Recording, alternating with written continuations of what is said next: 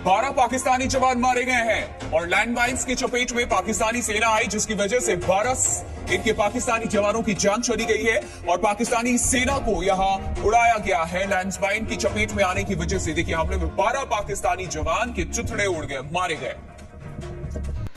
रावलपिंडी और कराची सब कुछ कारत हो जाएगा, सिंधु नदी के आर पार पूरा भारत हो जाएगा। जी हाँ, पाकिस्तान पर लगातार हिंदुस्तान की तरफ से हमला किया जा रहा है, भारतीय जवान तैनात है। ऐसे हम बात करेंगे पूर्व आर्मी से रिटायर हमारे साथ में एक जवान है, उनसे हम बात करेंगे। सर, आपका नाम क्या है? अरविंद कुमार तिवारी। अरविंद जी, जिस तरीके के हालात बने हुए हैं, क्या लगता है आपको, क्या वाकई रावलपिंडी कराची फिर से एक बार कारत हो जाएगी? देखिए, पाकिस्तान अपने आप में उस देश कहलाने लायक नहीं है, क्योंकि जो यूएनओ के द्वारा नियम बनाए गए हैं उस नियम के तहत पाकिस्तान ड्यूटी करता है। उसका काम है बगावत करना, आतंकवाद फैलाना, उसका एक प्रमुख उद्देश्य है। इस स्थिति में जो कहावत है देहात में कि जो गड्ढा खोदता है वो स्वयं गड्ढे में गिर जाता था, पाकिस्तान ने जो गड्ढा खोदा आतंकवाद रूपी जो गड्ढा खोदा है गड्ढे में गिर गया है और वो उठ नहीं सकता। कोई देश, कोई जिला उसका रहेगा ही नहीं, कहेगा कि पाकिस्तान जब रहेगा तो पाकिस्तान का जिला कहाँ? अच्छा, कहते हैं कि इससे पहले भी कई बार युद्ध के आसार देखे गए कि कई बार युद्ध हो सकते थे, लेकिन जिस तरीके से भारतीय सेना को इस बार देखा जा रहा है और खुली छूट देने के बाद उसके परिणाम सबके सामने हैं, ऐसा पहले भी हो सकता था? देखिए, रामचरितमानस के आधार पर हमारा भारत चलता है। रामचरितमानस में रावण ने इतना उपद्रव किया था, फिर भी राम जी ने कोशिश किया कि किसी तरह रावण समझ जाए और शांति बनाए रखे।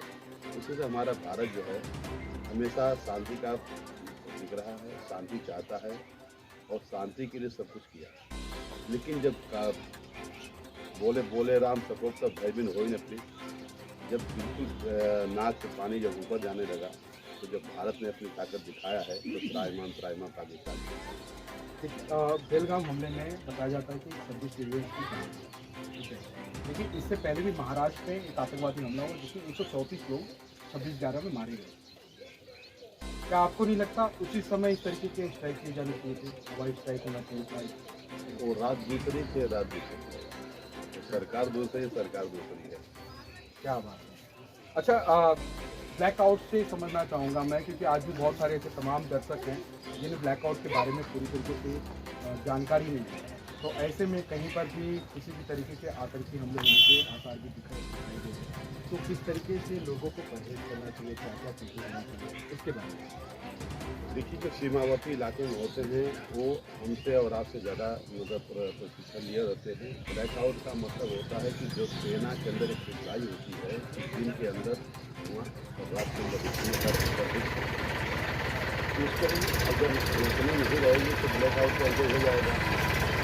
तो उस समय सैनिक जो है अपने हालात को देखते हुए अपने आड़ पकड़ना, जिसमें ज़मीन का उपयोग करना सही उसकी जान देता है और इस सिलाई ब्लैकआउट में जो कहा जा रहा है यहाँ की जनता को जो अभी मार्गदर्शन सिखाया जा रहा है, मार्गदर्शन क्या है कि हम अगर जैसे कि यहाँ पर अटैक अगर हो गया, कोई गोला गिर गया तो जनता को ये पता नहीं होता है कि तुरंत पकड़ के जमीन से मृत्यु चाहिए और अपने सर को जो है जमीन की धरती माता से प्यार करने का जो बात दी जाए और जिस पर जानकारी होती है जमीन को यूज करने का वो कर लेता है, और जिसको नहीं होता गर्दन अपने नीचे किया जाता है वो सिखा दिया जाता है। उसको यही सिखा जाता है कि जैसे कोई अटैक होता है तो उस समय अपने जमीन को जो है। अच्छा, कहते कि दूसरी बंद कर दी, दूसरी बंद करने का उद्देश्य देख रहा था मैं जिस तरीके में ब्लैकआउट का मतलब नहीं कि आपकी सारी व्यवस्थाएं बंद कर दी गई, व्यवस्थाएं सारी हैं, आप उसको यूज नहीं कर सकते। आप यूज करेंगे जैसे रात के समय रोशनी दिखाई देती है तो सीधे टारगेट बन जाता है वो, और प्रेशर राउंड जो होता है सीधे वही जाए गिरता है। आप यूज करिए अपने मतलब बंद, मतलब कि आप बाहर नहीं ये माना जाए कि जो सैटेलाइट से कहीं ना कहीं हमले हो सकते हैं, सैटेलाइट के जरिए से लोग निगरानी करते हैं और जहाँ पे ज़्यादा आबादी वाला रोशनी वाला दिखाई दे जाता है, ऐसे कि हमको दुश्मन को कभी कमज़ोर नहीं समझना चाहिए, अगर सिद्धांत है ना, दुश्मन को कभी कमज़ोर नहीं समझा। दुश्मन अगर हमने जिस दिन उसको कमज़ोर समझा उस दिन हमारी हार है। दुश्मन मरते दम तो दुश्मन पर शक करना चाहिए और उससे बचाव करना चाहिए, उसके मुँह को जवाब देने की क्षमता रखना चाहिए। ये भी एक सिक्का है। और तिवारी जी, पीओके का इस बार आप क्या लगता है? अभी इतना कुछ होने के बाद भारत का जब पीओके भारत का ही है, हम अपनी संपत्ति ले रहे हैं तो हमारा है तो हम ले रहे हैं, लेके रहेंगे। तो पीओके तो आ गया है, बस खाली जो झंडा लहरान दे रहे और झंडा लहर जाएगा, जो देगा देखिए, इंतजार करिए।